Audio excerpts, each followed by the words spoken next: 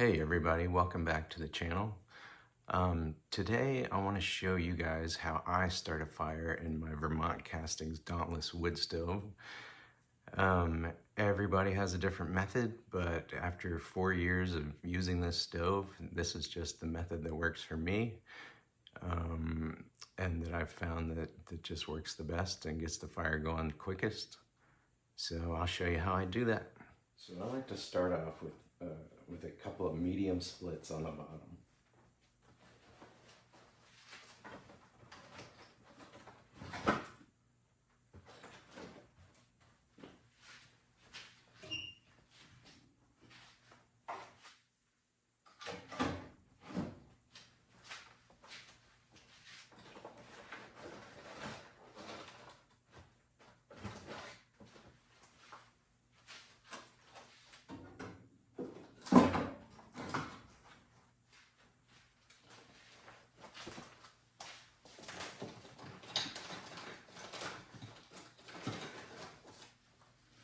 Then I take 3 pieces of fat wood and just put them right in.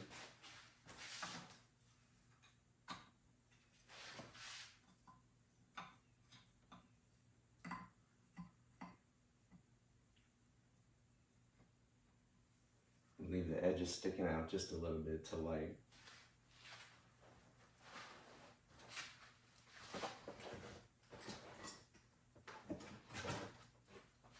Then I'll put in some medium small splits.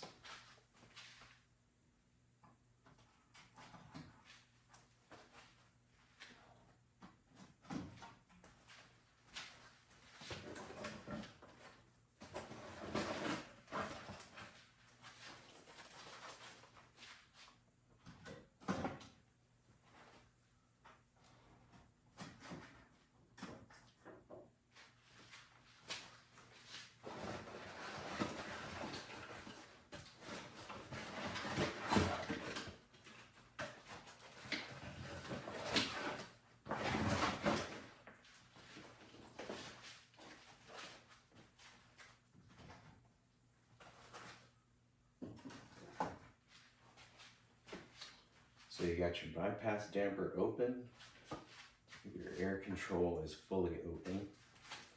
Just gonna close the lid.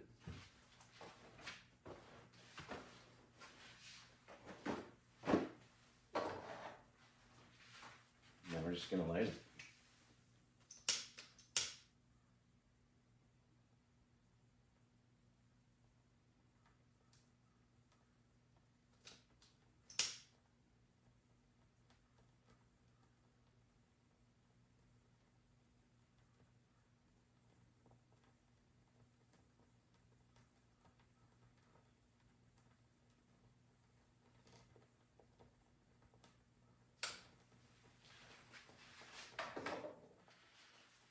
I always like to pull the doors kind of together.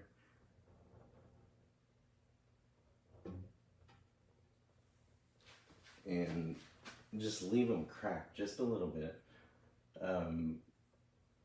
You might need to use something to wedge in there to keep them cracked a little.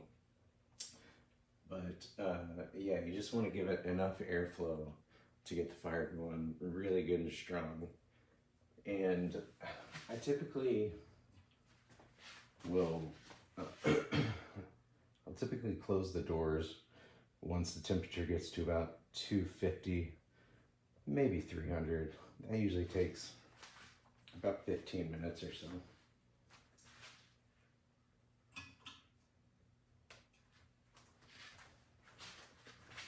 So we'll let that get going.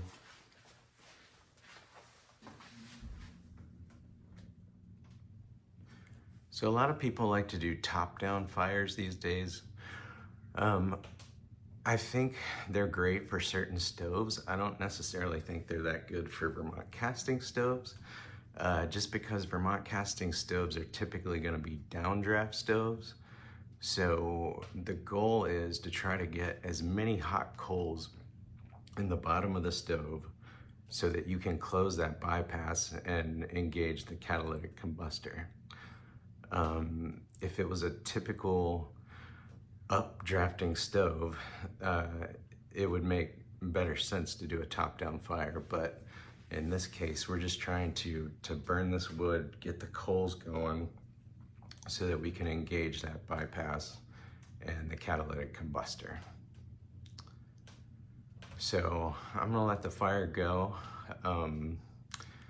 let it get caught up good, and once we get some hot coals in there, I'll go ahead and reload the stove, and I'll show you when I close the bypass damper, and we'll watch. I've got the Auber Instruments AT100 catalytic probe thermometer over there, and we'll just watch the temperatures go when I close the bypass, and you'll just see how I do that. I do want to say, if you guys are watching and you find this video to be useful at all, please consider giving it a like and subscribing to the channel if you feel led. All right, I'll come back in just a few minutes once the fire's good and going and we've got some good hot coals.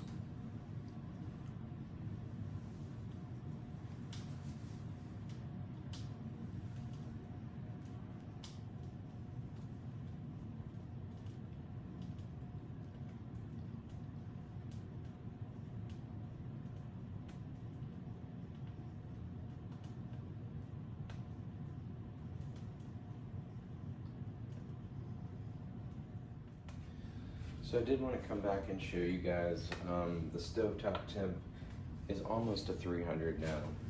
So I'm going to go ahead and close the doors.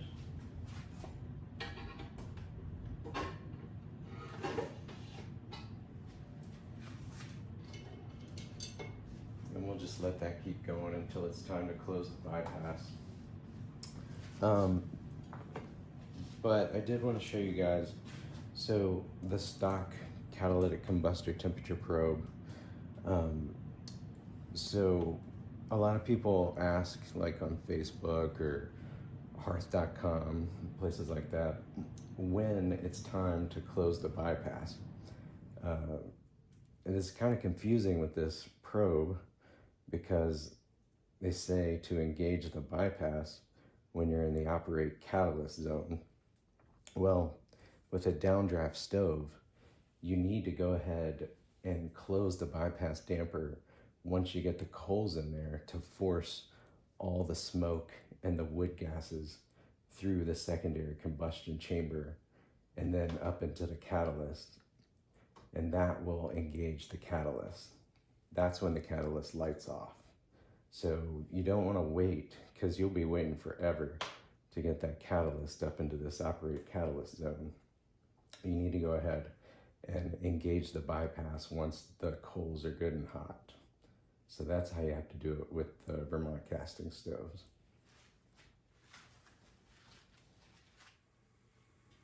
All right, so our fire's been going for about 45 minutes or so, and it looks like the coals are pretty good and hot, so it's time to go in and shove the coals back towards the refractory, and then close the bypass.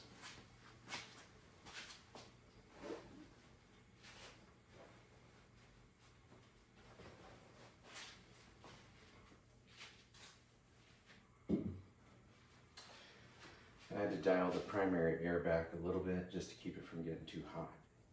So we'll open that all the way back up.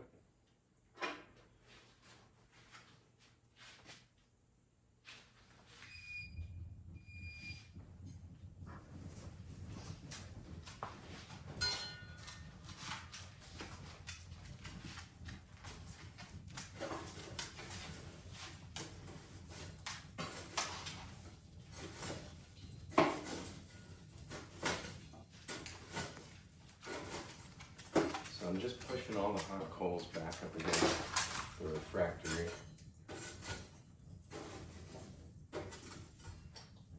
If there was a lot of ash in there, I would probably pull that ash forward before I did this to get it away from the air holes, which I will do later.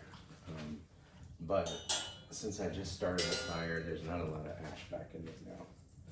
All right, so now we're gonna add our wood, and since I'm here all day, I'm probably gonna only add about 4 pieces, 5 pieces maybe. I'm not gonna fill it up like I would at night. But anyways, let me load it up.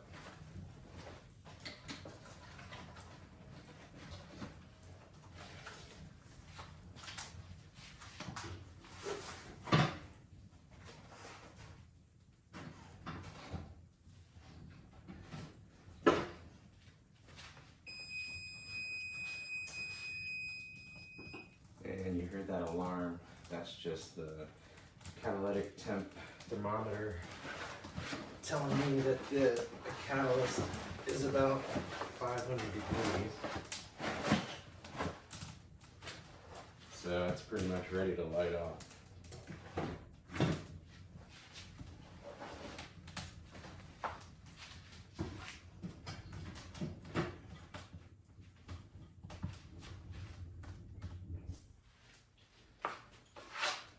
Alright, so our cat temp is about 579 right now. I'm gonna let this wood catch for a minute and then I'll close the bypass.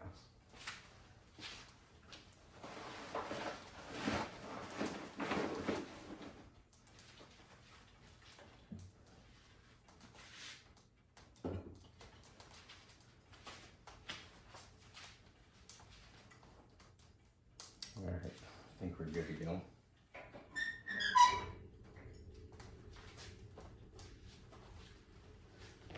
Alright, so now we just watch that temperature probe start rising.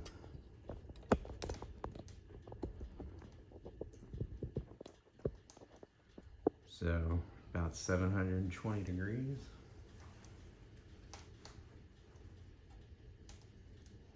Once I get to about 1,000 degrees, I'll dial the primary air temp, the dial back, probably about 3 clicks.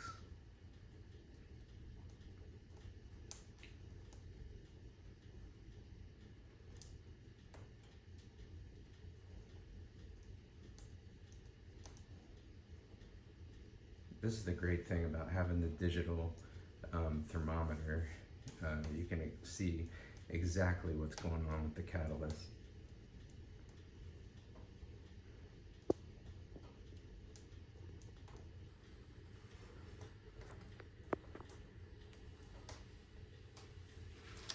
All right, so we're at about 1,000 degrees. I'm gonna take this 3 clicks back.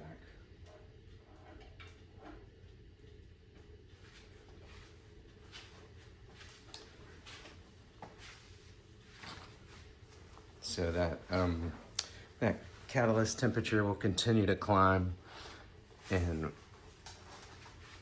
we'll just wait a little while. And there's my dog. Wants to be in the video. So catalytic temperatures. My catalyst likes to run a little hot, so typically I'll run it between like 1,300 degrees to, it can get up to 1,700 degrees. It normally doesn't. And normally I start dialing the primary air back some if it gets up that high, because I just don't like it up that high.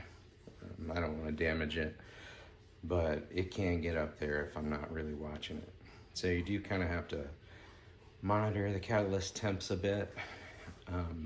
And that's another good thing about the digital temp probe, is that you can set alarms on this. Like you heard that first alarm when the catalyst was ready to light off, and then you can set it for the max temp you want it to get to go off again, so you can know if you need to dial back the primary air or not. My stovetop temperatures, I generally run between 500 and 650. You're fine to run at 650, 700 degrees even for a while. If your temperatures start to spike on you, don't freak out or anything. Just dial the air back and things will eventually calm down. You won't damage anything more than likely. So these stoves are a little bit finicky. It does take some practice. Like I said, this is my 4th year with this stove. I feel like every year I get a little bit better at it. The stove seems to be running a little bit better every year. I have a steel catalytic combustor this year. This is my 1st year with it. And I do like it a little bit better than the ceramic combustors. I feel like it lights off quicker. I feel like it maintains temperature better. So, you know, I need to get another ceramic and just kind of compare the two, because I didn't have the Digital Temp Pro when I had the ceramic combustor. So I can't truly compare the two. But I know my ceramic combustor only lasted 2 years before it pretty much disintegrated. But part of that was probably my fault, because I was running a little bit too hot for the catalyst. But anyways, I do plan to make another video later on about how I load the stove for an overnight burn. And this stove will easily get 14 hours before you have to load it back up again. And you don't even have to use kindling or anything. You can just stir up the coals, you know, open the primary air up, let it catch up, stir up the coals, and then throw your wood on there and you're good to go.